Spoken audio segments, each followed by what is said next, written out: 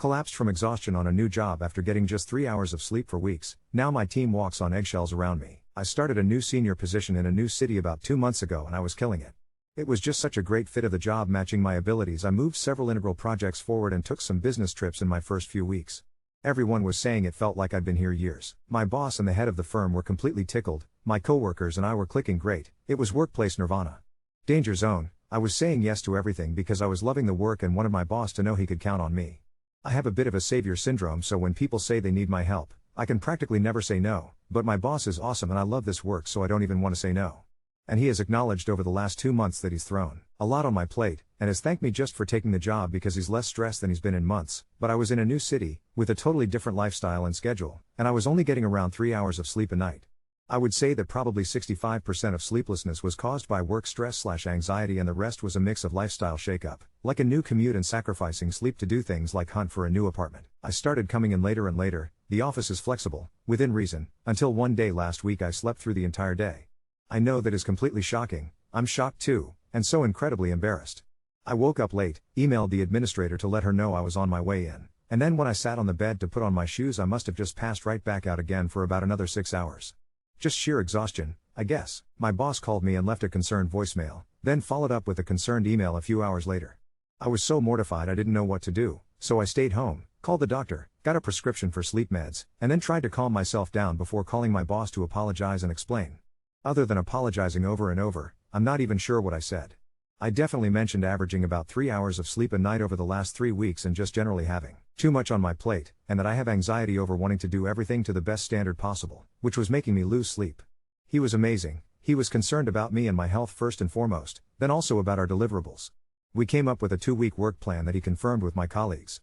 They took me off one project temporarily and cut way back on my role on another. I'm also taking a few days to work undisturbed from home, which was his way of letting me know it's okay to nap. He made it clear I don't have to share anything I don't want to, and gave me an encouraging pep talk about being human and big life changes. On my end, I am urgently prioritizing sleep hygiene to mitigate the exhaustion, and creating lists up the wazoo because I get forgetful when I'm tired. The problem, or not problem? Now is everyone is treating me extremely sensitively. Maybe I'm projecting because I feel like such an a-hole for letting the team down, but it seems like they're walking on eggshells and being extra gentle. On the one hand, I appreciate it, but on the other hand I hate the reminder that I effed it up so royally. The ramifications are rippling forward 6 to 12 months, because of how they redistributed my workload. I feel like I want to avoid everybody. I feel like I don't deserve to be here, like I let everybody down and now we're all waiting for it to happen again. Update 1. 2 months ago I wrote to you in a panic after sleeping through a day of work. After months of doctor's visits, it turns out I have been suffering from Crohn's disease and fibromyalgia. I just wanted to say thank you, because the advice from you and your readers was the first step in normalizing what felt like a shameful experience. Rather than view myself as a slacker or screw-up, I felt encouraged to address my fatigue as a real issue. Things are still tough, trying to manage chronic illnesses with a new and demanding job, but I'm really grateful that you chose to answer my question. Update 2. I've been at my new job a year now, and 9 months since sleeping through a full day of work. That exhaustion episode turned into months of doctor's appointments and eventual diagnoses for Crohn's disease, Hashimoto's thyroiditis, fibromyalgia, anemia, and multiple vitamin deficiencies. One of the medications for one of those caused another unrelated major organ to begin malfunctioning, and also brings with it an increased risk of certain cancers that require regular screenings. I go to multiple doctors, labs, and hospitals on average 2 to 3 times/month, and it has certainly made work life, and life in general, pretty challenging. At times I wondered if I'd have to simply say nope to my ideal career as a mover and shaker, as well as other future life aspirations. All that said, somehow I finagled a raise in July, and get the not-so-sneaky feeling that my boss is grooming me for a leadership position. It's been a wild roller coaster ride of a year, to say the least. I wanted to share my lessons learned with you and the readers, whom I affectionately refer to in my head as the Peanut Gallery. 1.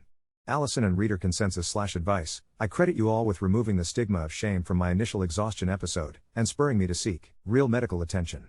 In particular, commenter Wendy Darling made a note about how US culture makes us sometimes feel that poor health is our fault, like a moral failing. I realized this was spot on for me, and putting it into words went a long way towards mediating the effects.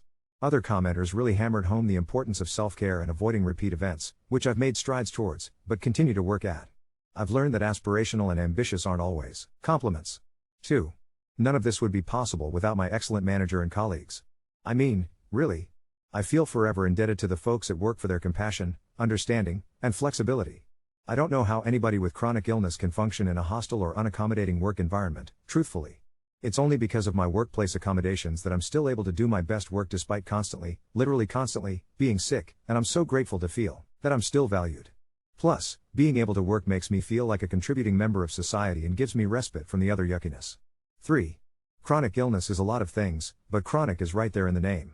For a while, my coworkers would ask if I was feeling better, daily, until I got around to explaining, one by one, that I might never actually feel better and that I needed to just take some time to find my new normal. But thank you for your concern. In our line of work, finding the new normal is a familiar concept, albeit in a different context, so thankfully I think we're all on the same page. 4. I worked a modified work schedule for about 3 to 4 months. Due to the nature of my illnesses, I have good days and bad days, but almost nothing about it is predictable. My doctors and I thought maybe a day in/day out alternating schedule would help, so that on good days I could still be productive remotely, and on bad days when I had to be in the office I only had to make it through that one day before knowing there would be a recovery day following. It also allowed me to schedule health-related appointments when I was already remote, which cut back on disruptiveness.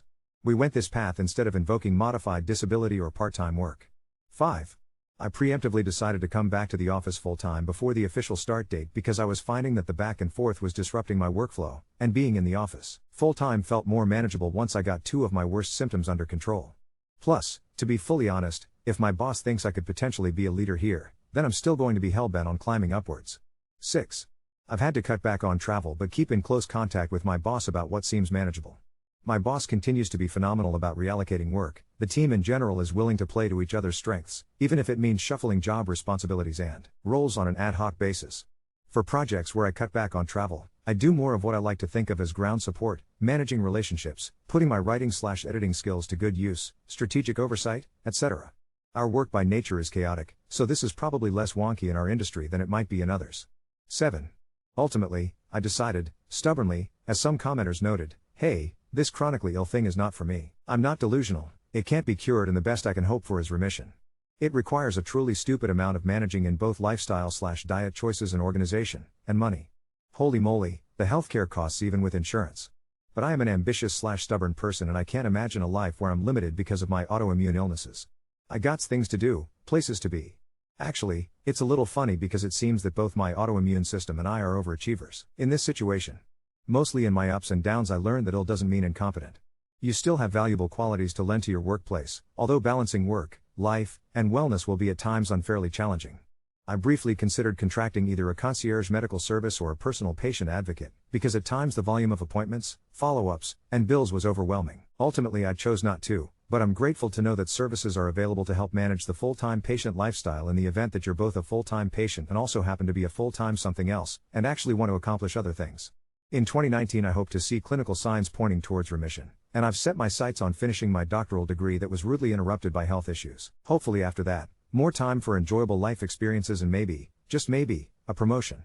Still working on prioritizing myself. It doesn't come naturally to me at all. I'm actually getting myself a therapy cat. There's something about pet and plant care that reminds me to take care of myself.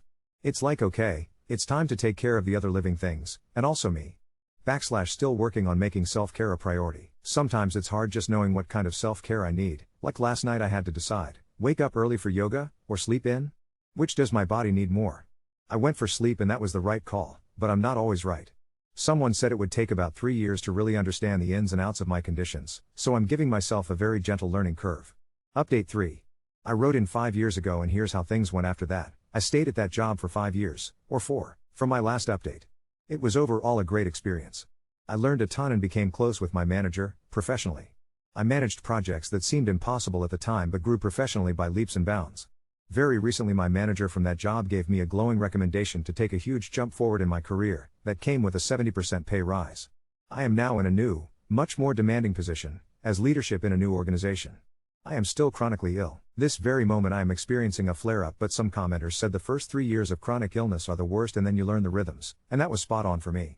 I don't feel the need to discuss my illness at work because I am able to manage it pretty well with our, company-wide, flexible working arrangements. I now lead a central department and was told just yesterday by a departing employee that working with me showed him what good management can look like. I was grinning ear to ear. Still so much to learn, but my own health/work journey has made me a very empathetic and flexible, and adaptable, leader. I led through a massive leadership crisis last year, and I think in large part I was able to do that by using my own prior experience from challenging times. I read ask a manager / most days on a break at some point and recommend it to other people. The dysfunctional stories in particular fill me with gratitude to be working in a place where people tell me, multiple times a day, how much they appreciate me. One of our core values is kindness. I just hope other readers know that there are workplaces that will value you as an imperfect person and an imperfect employee. If you don't already have it, demand better from your employers. I wish that everybody was as lucky as I am to have personal struggles and still be able to feel supported and successful at work. P.S. I never finished my doctoral dissertation. That's one of the things I had to cut, it just wasn't in the cards. I don't regret it, it hasn't held me back, I still learned a ton. So no, I am not flawless or perfect and didn't manage to make everything work out. But I am 100% comfortable with the sacrifices and trade-offs and have no regrets. Update 4. In 2018 I wrote to say I slept through a whole day of work in my third month on the job, at my last job. I am still reading on pretty much every weekday. My mom thinks it's hilarious I read work blogs on break. It was only June of this year that I wrote in with the 5-year update, but things have changed dramatically since then, for the worse, unfortunately. I took on this new, challenging pseudo-leadership position just before that update.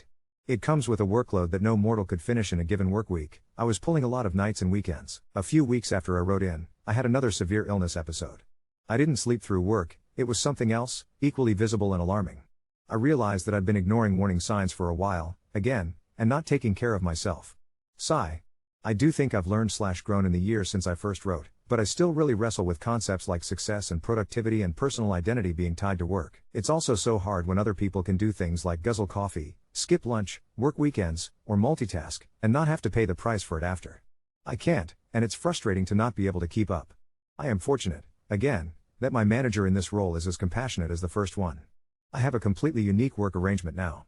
My team worked mostly hybrid and async already, so we just agreed to take it there completely. We are entirely results focused, nobody cares how you do the work, when, or where, just that the agreed result is met.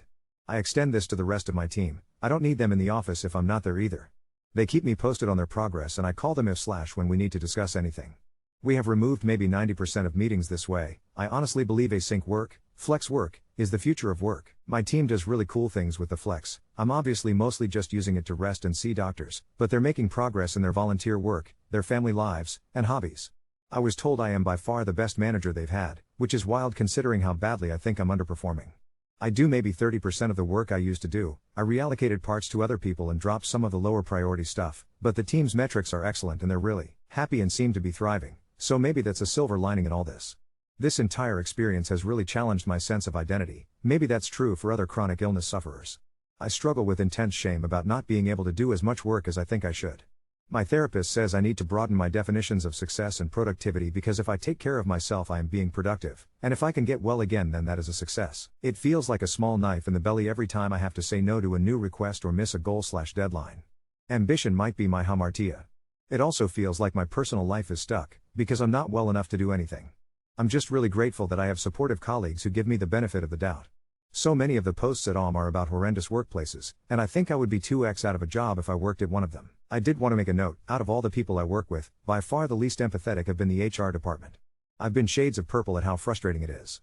Literally the day I had an episode, witnessed by the entire staff, I had messages from HR people to just do this one thing before you go out sick. Internal screaming, and it wasn't, like, sick leave stuff. It was general work stuff. They're so infuriating that my boss and I just haven't engaged them at all in the current arrangements. I probably should be documenting this, or using FMLA, or whatever, but since we trust each other we're just doing it our own way. I also neglected to mention in previous updates, my original diagnosis was wrong. Super wrong. So it took about 3 years to actually sort it all out. We still don't think we have the whole picture, it doesn't explain what's happening right now. I'm working with 5 different specialists, keeping track of my medical life is a job in itself. By the way, professional patient advocates are a thing. I haven't hired one, but if anybody else out there is chronically ill, just know there are professionals who can support you. It's preaching to the choir to say this to the readers, but here's what I've learned in the last 5 years. 1. Empathy in the workplace will pay dividends. Give people the benefit of the doubt. This is not the same as being a doormat, you can maintain standards while giving grace. 2. Flex when you can, because you can. There will be times you have to be rigid, save your inflexibility for those times. 3. Communication may well be the most important skill at work, maybe in life. If you learn how to have hard conversations, how to tailor your message to your audience, to understand things from another perspective, you can reap benefits you couldn't imagine before. 4. Don't suffer a-holes. Go over, around, under, run the other way, whatever you need to do. There is a huge, wide world out there full of well-intentioned, kind, compassionate people, and if you're not a part of that world yet, Make it a priority to find an entry point. It makes so many other things possible. Before I took this job, I told myself I wanted to work with clear-hearted and full-hearted people. People who show up as humans, and who know what's truly important. Update 5. I want to check in again after what's been both an incredibly challenging and surprisingly rewarding year since my last update. Things hit rock bottom about 3 months after I last wrote. Remember that frustrating episode that was equally visible and alarming to my colleagues? It turned out to be a seizure, something I'd never experienced before. After extensive testing, doctors discovered I have a rare autoimmune encephalitis that was likely the root cause of many symptoms I'd been experiencing for years, misdiagnosed as other conditions. This revelation was both terrifying and validating.